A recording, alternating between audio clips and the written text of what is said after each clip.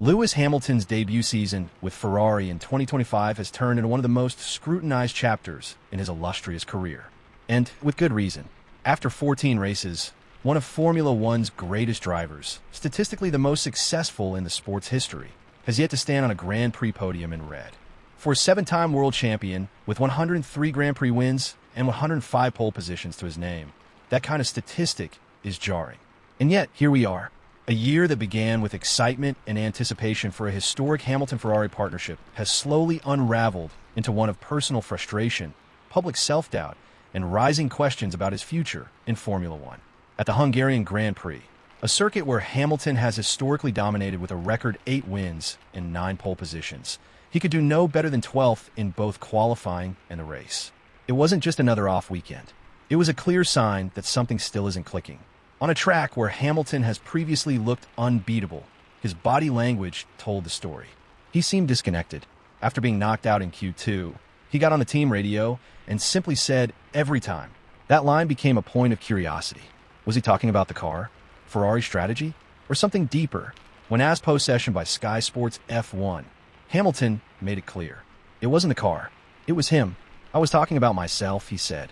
Then, in a moment that caught even the most hardened paddock veterans off guard, Hamilton called himself useless and went as far as suggesting that Ferrari should probably change driver. It was a brutal moment of self-criticism from a man who has never hidden his emotions but has rarely spoken about himself in such stark terms. Hamilton has always worn his heart on his sleeve, especially in the latter years of his time at Mercedes, but this was different. This felt more personal. It felt like a man genuinely questioning whether he still belonged at the very top of the sport. Naturally, the reaction within the paddock was immediate. Was Lewis Hamilton actually considering walking away? Would he even return after the summer break? Was this the beginning of a quiet exit from a sport he has defined for over a decade? But then came his post-race comments on Sunday. When asked whether he'd return for the next round at Zandvoort, Hamilton responded, "I look forward to coming back. Hopefully, I'll be back." It was a simple answer, and it suggests that while his frustration is real, he isn't done yet. Still, even if he sees out the remaining 10 races of the 2025 season, bigger questions remain. Will Hamilton return for 2026 when Formula One undergoes its next major regulation overhaul? Will he stick with Ferrari and hope the team delivers him the tools to mount one last championship challenge? Or will 2025 mark the quiet end of an extraordinary era? One thing is clear. Racing in the midfield does not suit a driver of Hamilton's caliber or mindset. He has always raced to win. He has spent over a decade at the sharp end of the grid, competing for 6th or 7th, or even battling just to reach Q3 is not where he wants to be. It's not where any driver wants to be, but especially not someone who once dominated the sport with such authority. And perhaps more significantly, Hamilton isn't being beaten by the grid in general. He's being outpaced by his teammate Charles Leclerc. So far this season, Leclerc has taken 5 podiums.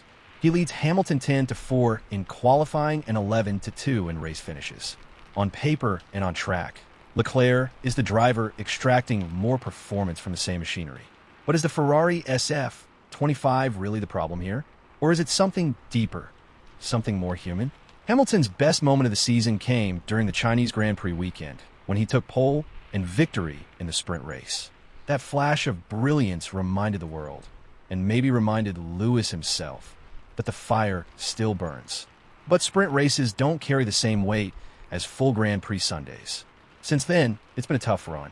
He's often found himself out of position on the grid, stuck in traffic, or unable to get the car into the optimal performance window over one lap. It's made his race pace difficult to evaluate.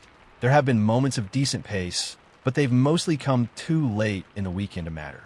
Age is always the elephant in the room when talking about sporting legends.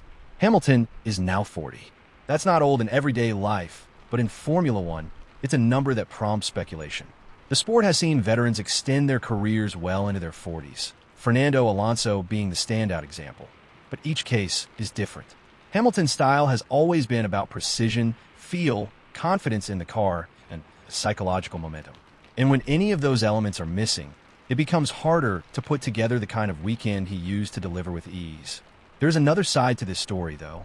Hamilton's frustrations at Ferrari may not simply be about personal form. The SF25 itself is far from perfect. Even Leclerc, who has clearly outperformed Hamilton, has voiced his own dissatisfaction. In Hungary, Ferrari had to raise the tire pressure and possibly even the ride height during the race to avoid excessive plank wear. That cost Leclerc valuable pace and likely robbed him of a podium or even a chance at victory. It was a typical Ferrari problem. Fast on Saturday, compromised on Sunday. So perhaps it's not just Hamilton who is struggling to adapt. Perhaps Ferrari's inconsistency and operational gremlins are making both drivers look worse than they are. And when we think about Hamilton's past, we must remember that he spent 12 years driving for Mercedes. Jumping into a Ferrari with different characteristics, a different team culture, and a different engineering philosophy was never going to be seamless. He's learning a new car while battling a teammate who has spent his entire career at Ferrari and knows the team inside and out. What's more, Hamilton is playing the long game. The current car, the SF25, is not the one that will define his time at Ferrari. The real opportunity lies ahead in 2026 when Formula One introduces a completely new set of technical regulations, new power units, a major aerodynamic shift, and a chance for every team to hit the reset button. If ever there was a chance for Hamilton to start fresh, to lead Ferrari into a new era, that's it. And it's a major reason why most believe he'll stay.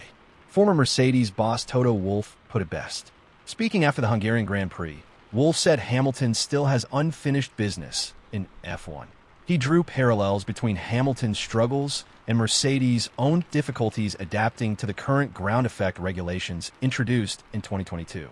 According to Wolff, both Mercedes and Hamilton have never fully clicked with this generation of cars. And that may change when the reset arrives in 2026. Wolff went further, saying, "Next year we have brand new cars, completely different to drive, new power units that need an intelligent way of managing the energy." That's absolutely on for Lewis. In his view, 2026 is not just a new season. It's a new challenge tailor-made for someone of Hamilton's experience, adaptability, and race intelligence. There's also something else at stake: the elusive 8th World Championship. Hamilton was controversially denied it in 2021, and that moment continues to fuel him. He wants redemption. He wants to finish the story on his own terms. Not in silence, not in the midfield, not in frustration, but as a champion. Hamilton's life outside of racing has never been richer. He's active in fashion, music, and philanthropy. He's producing films and involved in major global projects. He's not someone who needs Formula One anymore to have purpose, but he still wants it, and that matters. He still shows up. He still gives everything on race weekends. And even when he calls himself useless, he's doing it because he cares. The question is whether that motivation can be matched with the right car, the right support, and the right circumstances to give him one final title run. Formula One is often cruel to its legends. The sport moves fast, and it rarely waits for anyone. But every so often, a comeback happens. A driver finds something new. A team gets it right, and magic returns. Hamilton isn't banking on nostalgia. He's chasing opportunity. 2026 might be that window. A new car, a clean slate, and a chance to go again. Whether this current dip is the beginning of the end or a final storm before the skies clear remains to be seen. But one thing is certain: Lewis Hamilton is still here, still racing, still hoping. And as long as that remains true, he cannot be counted out. McLaren, faithful the home of authentic Formula One storytelling. I'm Mr. Papaya, an independent Formula One journalist and passionate voice behind the visor. This channel delivers in-depth race analysis, breaking news, driver insights, strategy breakdowns, and honest opinions across the Formula One grid. If you're a die-hard Formula One fan, you're in the right place. Here, it's not just about what happened, it's about why it matters. From team dynamics and on-track rivalries to behind-the-scenes politics, I unpack every angle with clarity, heart, and a touch of papaya passion. Expect content that's personal, professional, and always fan-first. Join the conversation. Subscribe to become part of a growing community of Formula One lovers who want more than just headlines. They want truth through the visor.